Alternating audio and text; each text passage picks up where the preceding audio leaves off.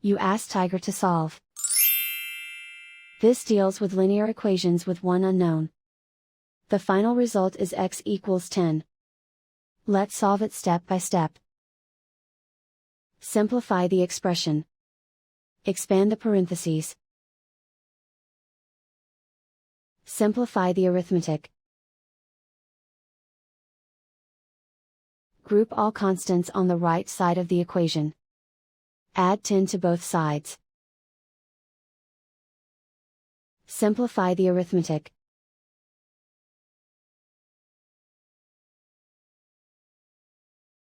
Isolate the x. Divide both sides by 2. Simplify the fraction.